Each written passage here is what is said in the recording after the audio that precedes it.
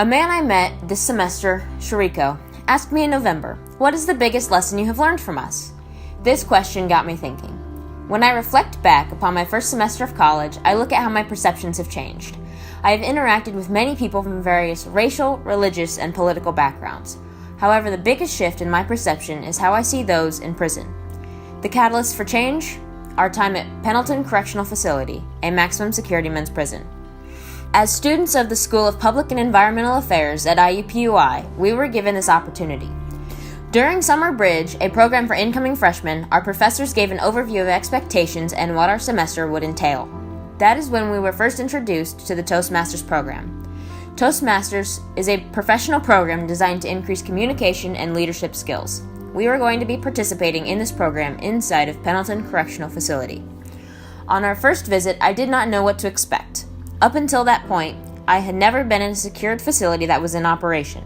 I had never met a convicted felon, at least not that I know of. I was going to be interacting with the very same people society has always shunned. I started to tell people in my life about the program I was going to be participating in. When I told them that I was going to be in a maximum security men's prison, they said similar things. "You're crazy."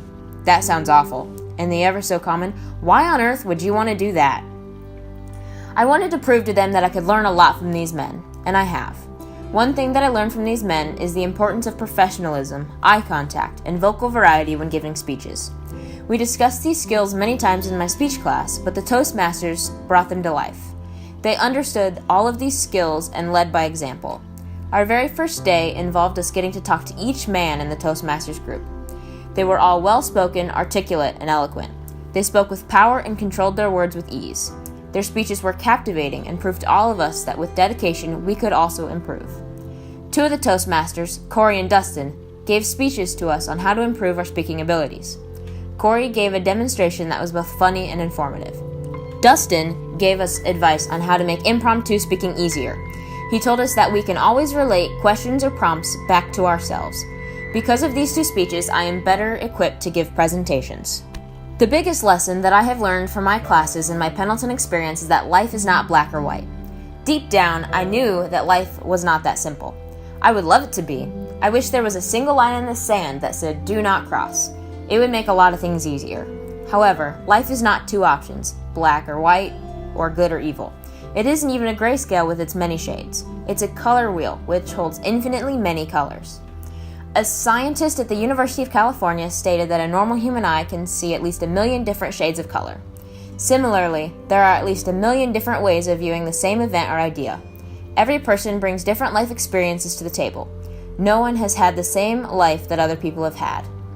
All of these different views affect the criminal justice system. Our justice system may follow rules, statutes, laws, and the Constitution, but there are different ways of interpreting them. Police, prosecutors, and judges have large amounts of discretion. Police can decide whether a person enters the system or not. Prosecutors and judges also have discretion over whether a case moves forward and over the sentences that these people receive. The Toastmasters of the Raising the Bar Club understand the system in a way that most college students cannot. We had one of our class lectures with the Toastmasters. We discussed police and double marginality. Double marginality is the idea that African American police officers are harder on those of their own race.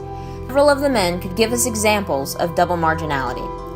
The men that I met in the facility are not automatically bad people. They made some terrible choices and they received punishment for them.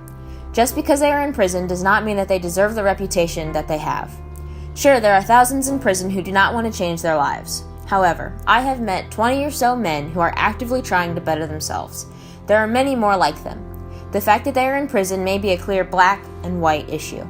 There aren't any arguments saying otherwise. Even so, there are many other colors that make up the picture that is their lives. One label does not define them.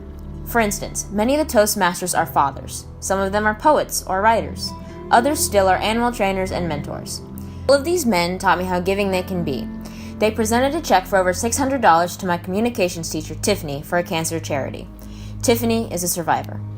Men in prison do not make very much money at all, less than $1 an hour. The fact that they were able to raise this money in honor of her, as well as for 14 other charities, shows how giving they can be. In addition to their compassionate spirits, they also show us what leadership and personal growth can look like. I have grown personally and professionally because of my first semester in the School of Public and Environmental Affairs at IUPUI. I have increased my oration skills. I still may not choose to give presentations, but I am more confident in my ability to do so.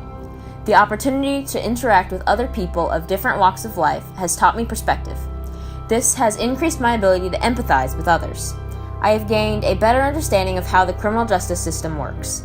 The lessons I have learned this semester have had a big impact on what I want my future career to be. I want to spend my time working with those that society marginalizes. My time with the Toastmasters at Pendleton showed me that every single person, no matter what they have done or who they are, is worthy of dignity and respect.